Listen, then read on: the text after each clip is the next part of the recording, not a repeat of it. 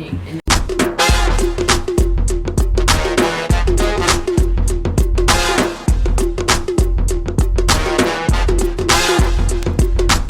you're listening to The Cell on WGRN 94.1, brought to you by the Faith Thomas Foundation. I'd like to welcome our listeners back. This is your host for today, Felice.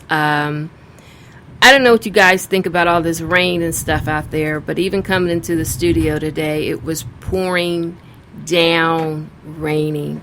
I just got totally soaked. And I have Ernie here. Good evening. Yeah, he's the producer, my brother from another mother, as I always like to say about him. Yeah, that's my bro. And then our guest today happened to be Pat Chubb. Hi, how you doing? Fine, Pat. But both of y'all live in Gahanna. And I don't remember, was that Saturday or Sunday, right there off of Agler? Did either one of you go down by Agler near the dollar store? No. Oh, it was loaded. I mean, it was full. My car almost drowned. I was scared. When I got through the middle, I mean, that water was coming out so fast. And when I got to the middle and then I tried to speed up, that water was coming up over my hood. And I'm like, I'm going to get stuck. I'm going to get stuck. Then I start thinking about how those people from other, you know, how you've been hearing on the news, how their car gets stuck, how their car is sinking, how, you know, water gets in and people are drowning. I mean, even though it was probably up to my grill, it was still, then I start thinking about my car going out, water getting in my engine. It was crazy. A lot of water. Lot of water. Lot of water. Yeah. Lot of water. Okay. Like I said, we have Pat with us today. Pat happens to be a very long-time friend. Yes. And we happened to be at an event for the 100 Black Women. I do believe that event was. Yeah. Yeah, you went with me. And we were just holding a conversation. And Pat started talking about an organization that she runs. And then I said, Pat, I just have to have you come on the show because the subject matter is something that is dear to all of our hearts, especially women, which is breast cancer.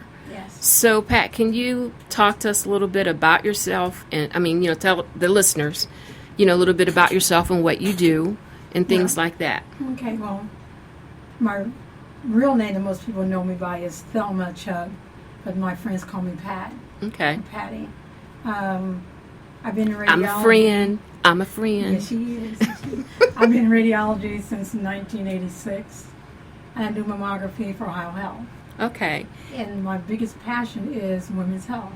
Okay. And women taking care of themselves properly. And understanding the importance of mammography. And now this new generation coming up, we also have to think about men as well as women getting breast cancer. We have a lot of transgender population that has to really look at their risk for breast cancer. But I want women to understand the importance of getting it done regardless of what people tell you how bad it feels, which is really an inconvenience for women because you're not looking out for yourself. I don't think it feels that bad. It really doesn't. It's just a hard pinch. Yeah. But for what it is at the time period of that you're going through it for the few minutes that you're going through it. Yeah. Because Pat does mine, breast exam, you know, my mammogram. Yeah. And it's not as bad as people portray it. No, it's not, to not be. really. Yeah. But the outcome of the fear, if people understand when you say things like that, may cost a woman her life. Exactly. Because when people skip and not get things done, you don't know how long something's been there. If you find something, there's a lot of breast cancers you can't feel. So when you find on a mammogram, when you skip, you don't have any timeline. So you don't have any choices. So when you frighten a woman from not coming, or there's institutions that can help pay for your mammogram, you take away your choices. And then you have to really think about others in your life and not just yourself. So I've had breast cancer in my family and recently, and telling women that you really have to look at it in this perspective, that I want to be here for a good long time. And I want to take care of my health for myself first.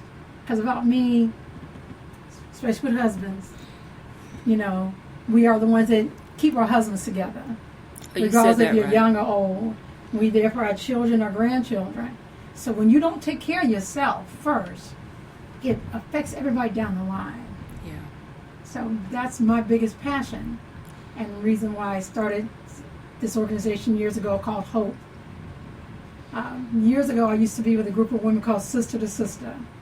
Okay. And they were an organization that went around to different churches and people's homes, and we did health fairs before there were health fairs, and this has been about 8 or 9 years ago. Okay. So I started H.O.P.E. helping outstanding people excel with that same premise of going to different churches and organizations and taking the material of things that they need to know about how to take care of their health. The tests they need to get done at certain ages and stages in their life. What's the importance of your weight, your nutrition, all these things kind of affects everything. And I know you're part of the Sickle Cell Foundation. Mm-hmm. And people have to understand how that affects different parts of your body. Even though breast cancer is one of the lower risks of people with sickle cell, but it'll also give you a higher risk of leukemia and non-Hodgkin's lymphoma. Okay. If people that have sickle cell. Okay. So people have to understand how everything kind of comes together. And see, that was the reason why I did the organization.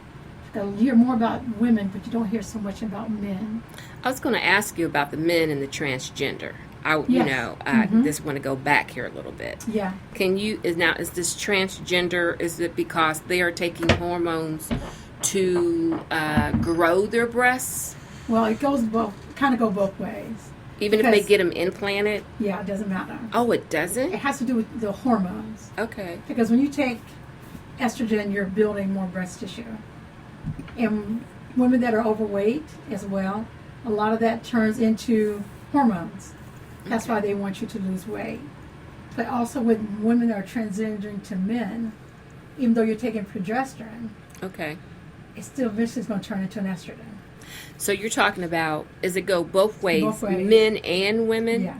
So when the ways. women are taking the... Yeah, because I pulled some information about it. When patients come in and we ask certain kind of questions, it has to do with your menstrual cycle, it has to do with your estrogen cycle. So when you had your very first period, have you ever breastfed? When was your last period? It has to do with a lot of that. Correct. Because the less menstrual cycle you have, the less estrogen you have. So women who've never had children have a longer estrogen cycle, hormone cycle. When you breastfeed, a lot of women don't have menstrual cycles, so it gives you less time with that. So there's a lot of things when we ask a lot of questions, has a lot to do with, especially for women, how long you gotta be careful there, girlie. I know. I shrunk. So I don't want to get too much off into it, but that was the main thing. I did the military for 31 and a half years, and superintendent of nursing services, which we did physicals, and also NCOIC of radiology. So we did physicals for about 3,000 people, flyers. So doing them at a certain amount of time and certain times in your life, that's what really got me into having that passion that I have about taking care of people. That's just who I am. Okay. And trying to guide them the right way. Because there's so much data on the internet. And there's only some really good foundations and organizations that really give you good information. So when you look on the internet, you got to really be careful for what you look at. Like I said, Stephanie Spillman, it's a great organization. MD Cancer at Ohio Health, American Cancer Society. Some really good organizations that you can trust their data that they give you. But like I said, I take care of Felice and a lot of other my patients that see me every year. Yeah, They see me yeah. coming. Yeah, I'm like, when I go in there, when Pat working, Yeah. that's who I want to do mine. Because it's just like what you said, if you have a gap in between. Yeah. So I do remember one year that they sent me someplace else. And I'm like, no. So and I did go. Okay. But when I went back to my doctor, I said that next following year, I said, I'm going to go to Ohio Health. Yeah. I said, because it's just like getting, it's like a vehicle. You go someplace and they maintain all your medical records, and your body is like a car. So then when they sit back and they review your x-rays and analyze them, they have all your data, and they're used to looking at your film. Yeah, consistency is really important. Yeah, because I had a friend that had, I think she said that she had her exam, and then 6 months later she found a knot up under her arm, and I think that she found out she had stage 4. So how can it progress so quickly? There's so many different types of breast cancer. I didn't know that. I just thought it would be... No, there's several different types of breast cancer. Okay. And a lot of breast cancers doesn't always come up to something that you feel. That's why it's so important to get your mammogram. It's also important to, when you find something that's different, you have to address it as soon as possible. Because, like I said, there could be a slow-growing cancer or fast-growing cancer. And when they stage it, they have to do, there's a lot of data goes behind staging. So just because it's stage 4, but there's other parts to go to it. Okay. So you got to find out what type of breast cancer it is, what kind of stage it is, the image, if it is an estrogen positive or a progesterone positive. There's so many different things, and a stage 4 doesn't always mean it's an aggressive cancer. Okay. We're going to take an identification break and get back to talking about breast cancer here in a minute. This is WGRN 94.1. We are broadcasted worldwide at WGRN. You can stream us live on WGRN.org every Wednesday night at 7:30 p.m. So if you can't tune in on 94.1, you can always stream us live. We are here talking with Pat Chubb, and Pat is talking about breast cancer. I think we kind of left off at about stage, you were explaining that stage 4 cancer, because I think biopsies, when do those come into play?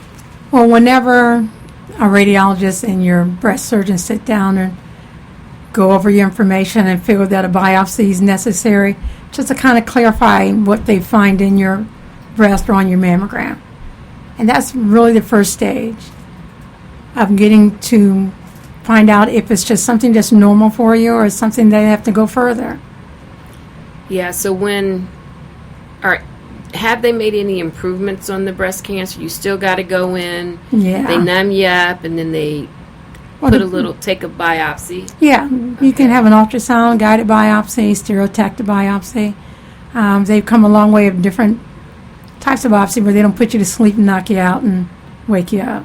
Okay. Yeah. Just numb you up. Yeah, depends on what they're looking at. It all depends on what they're looking at. Okay. And that's what the radiologist's job is, to kind of determine what we're looking at. So what are some of the procedures or steps that take place that, let's say that the biopsy does turn out to be positive? What is some of the steps that you feel that takes place next? Well, the best step you should take is find a good surgeon.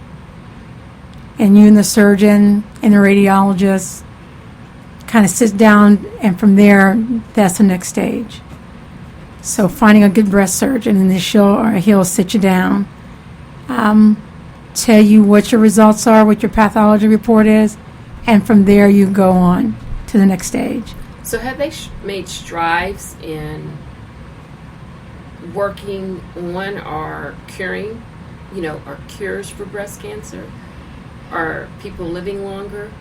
Well, I think women are living longer, and there's still sometimes men do get breast cancer. But it still kind of comes down to the basics. You have to come in and get your exam done. Men don't think they can get breast cancer. Because, we got this mobilegram unit coming up on our July 13th Community Wellness and Safety Fair. Uh-huh. And I'd be kind of joking around saying, do you want to come get your breast exam?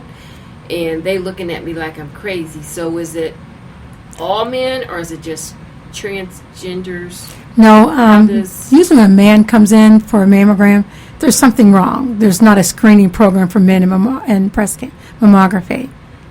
Okay. Usually a guy comes in, there's something that's different about their pec muscle or breast tissue. And that's mainly when they come in to get a diagnostic mammogram. Is that normally through their primary care physician that Yeah. you might have? Yeah, they have to see a physician because they can't walk themselves in and get a mammogram, no. Okay. Just like a woman, if she has a problem, she has to see a doctor. She just can't come in and say, I have a problem. She has to have a physician that's tracking this person. But what about your annual? Do you have to have a prescription? No. Women that are over 40. Now, women over 40, no. Women under 40, you need a script from your physician. Okay. And So- I know I had mine at 35, so Yeah. So if you have a problem, and if you're under 40, you need to get a prescription. you need to see your from doctor. Yes. Okay. And it's very important that people have to understand, in this day and age, you need to know your history. That's the biggest thing. You mean family history? Family history. Back in the day, they said we didn't talk about those things, and people got sick, you didn't talk about those things. Especially amongst the African American communities. Yes. They always just told you stand there and be quiet. Yeah. And that's the reason why a lot of African Americans don't talk about too many things anymore, is because we just still hold on to that, as you say, how history passes on. Yeah.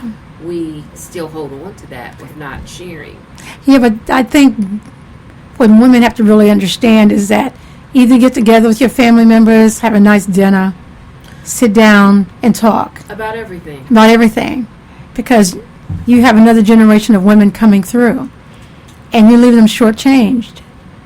So right. Because you really need to know, it's not always on the female side that you get your breast cancer. It could be on the male side, on your father's side, and it could be no one in your entire family have breast cancer, and you can have it. I'm kind of stuck on this men stuff here. Mm-hmm. So I want to, elaborate a little bit more on that. So if it's just a regular male, is it because he has too much hormones in his system? Don't know. Don't know. Mm-mm. Okay, but if it's transgender, Well, the thing about transgender, and that's why I printed this stuff from the Susan Coleman, and you can get a lot of information on that. well, what's her website? And the website I got off her is, they have a helpline if you need it. It's 1-877-GO-COLEMAN.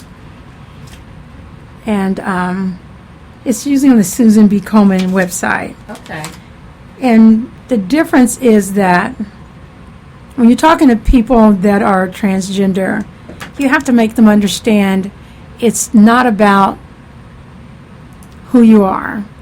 If you want to be male or female, it's really not about that. It has to do with your genetics and how it affects your body.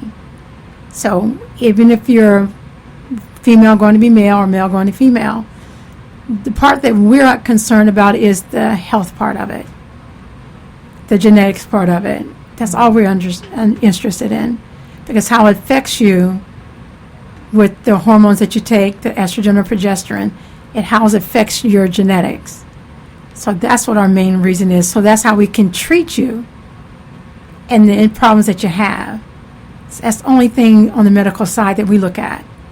So when you talk about genetics, I know that they have, when I go to see my OBGYN, Mm-hmm. they're always trying to get me, or offering to me or informing me Mm-hmm. that there's genetic testing that you can do to determine whether or not if you Mm-hmm. are going to have Carry breast that cancer. gene. What is it called? If you're carrying that gene, the If you're BRCA carrying gene. the gene. And that's when women have that option of getting their breasts removed. Well, that's more so if you have a family history, like mother, grandmother, aunts, then you are predestined that you may have that gene and you That may family not. dinner you talk about. Yeah. Okay. So that's why I said that you need to know your history. Because I have patients that mothers had it, grandmothers had it, sisters had it, aunts had it. So they would want to know, do I have that gene? Is all the genes do I carry are mainly on my mom's side? Or do I carry the genes on my dad's side? See, because for So you me, mean for the dads, you mean the women in the dad's side Yeah. of the family? Mhm. Okay. because you have two parents, you don't have one. Okay. So you carry two sets of genes. Yeah. So the BRCA test is to find out what genes are you carrying and the likelihood of you getting breast cancer because of your family history. But people don't sit down and talk about history. No. And that's the other part that we need to do as a culture, us being older. I'm 62. I have granddaughters. I have sons. So I've always taught my sons from the time they were teenagers the tests they need to do and the monthly checks they need to do as men. Because we always talk about women, but men need to do the same thing as young men as they get older. Okay. But for me, women need to sit down, take the stigma off of it, so you know if your family has a history of breast cancer, ovarian cancer, uterine cancer, cervical cancer. You need to know that for your children that's coming after you. I mean, that's just generation after generation, so they can stay healthy. And that's the biggest thing that, for me, that women need to get together and say, well, Grandma said don't talk about this, and me and my aunts, we don't talk. Y'all need to get over it and look at it as a whole, because everybody is in the same pool of family. And you may get it, and you may not. Wow. What are some of the symptoms that women can look for as far as breast cancer? Some breast cancer, there is no symptoms. But if I mean, when you do your exam, aren't there... When you do your breast exam... Yeah, okay. You always check for... If you be consistent with it. Okay. You can't do it sporadically. If you do it monthly, then you know the breast, at a certain time of the month, your breast is always a certain kind of way. If it's right before your cycle or after your cycle. But if you don't have a cycle, then pick a day. For women that have a hysterectomy or women that are postmenopausal, pick a day in that month and do it that day, that month. Don't do it every day because you won't be able to tell if anything's different. See, like for me, I don't have cycles, so I pick the 27th of every month. It's my birthday. So I check my breast every day, that day, so I can find something that's different. Check underneath your arms, because people keep forgetting breast tissue is underneath your arm. And the smallest piece of breast tissue that's on your abdomen. What? It's called the inframammary fold. Mm. That's why I tell people there, when you say, okay, why are they going underneath my arm? If you didn't feel underneath here, and you had a mammogram and said they found something way underneath here, up under your arm. underneath your arms, did you check underneath your arms when you do your mammogram? I mean, when you do your breast exam. Are you asking me a question? Yeah, I'm asking you a question. Whoa. Tess. And she does my exams. Yeah. I know. Yes. I do. Yes, I check on her. Yes. Okay, so you check when you're laying down and when you're standing up. I do mine both ways. Oh, good girl, good girl. I think I knew that answer. Okay. But the biggest thing I always tell patients is that be consistent with your health, because you only get to be here once, so have a great time while you're here. Mm-hmm. But always, always think about the next generation coming, because when you're not here, there's no answers. I appreciate you putting that emphasis on the next generation. Yeah. Because I didn't find out about some of my generational illnesses until 2000 and it might have been 17 or 18 that I learned out about, some things. Yeah. So then it started to explain some other things. So that is important. Yes. And I do like the fact that you said have that dinner or women sit around and talk. Oh, yeah. That might be an easier, seems to be an uncomfortable thing, but yet I think that would make it easier and more relaxed. Yeah, because when I was part of the organization Sister to Sisters years ago, that was the thing we did. We went to women's homes, and they had food, and they had a gift bag, and they had a basket, and we talked about women's issues and things they need to know and things they need to do for themselves. And I know there's a lot of programs. When I started this 9 years ago, there was no programs that people went from church to church or homes to home. Now we have it everywhere. But it still comes out to the same premise.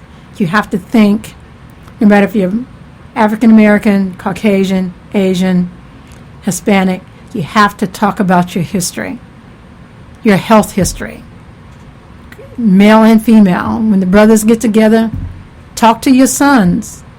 Yeah. Testicular cancer, prostate cancer, if you had your colonoscopy done, things like that. You need to talk about those things. How you eat, what you drink, how that affects the hormones in your body. You need to know those things. Yeah. And definitely we need to add on that list to the men about possibilities of breast cancer. Yeah. I mean, like I I said, don't think even though there's only like 2%. And somebody could be that 1 or 2%. Yeah.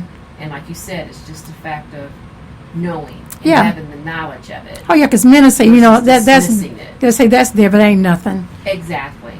Dismissing And it. some women are the same way. Unfortunately, we are. And then we have some women that are so caring, caregivers, they don't think about themselves. So they're taking care of a loved one that's sick and know there's something wrong with them, but they will put themselves off. And then they don't have a choice.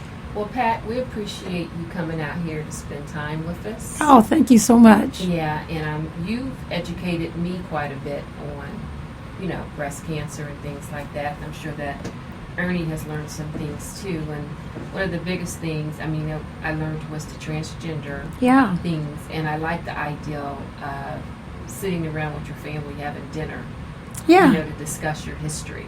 Yeah. Not just about breast cancer, but about your wellness Yes. and all the other types of things that have taken place from generation to generation, Yeah. so that you could pass it on to the next generation. Yeah.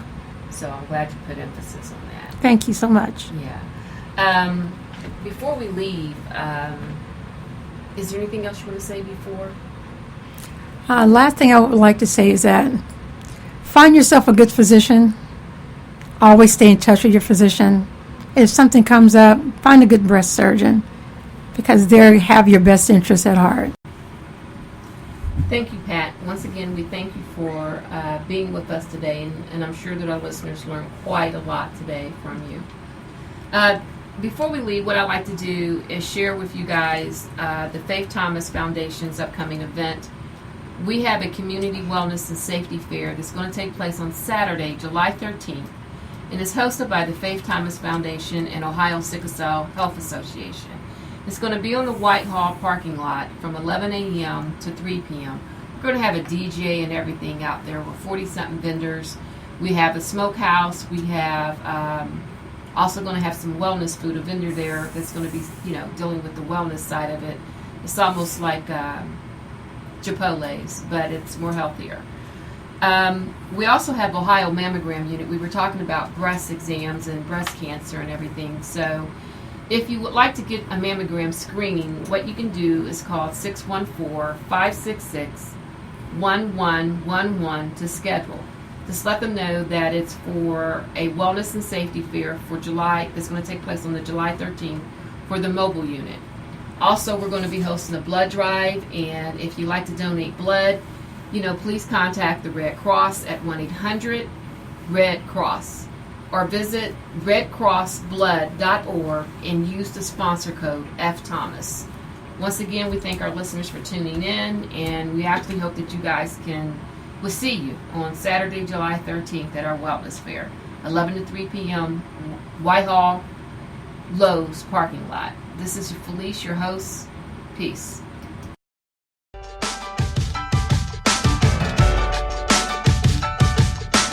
Well, that's the end of today's show. I want to thank you for listening to The Cell on WGRN 94.1. You can find us on Facebook or at faiththomasfoundation.org for more information on our upcoming events. Join us every Wednesday night at 7:30 p.m. here on WGRN.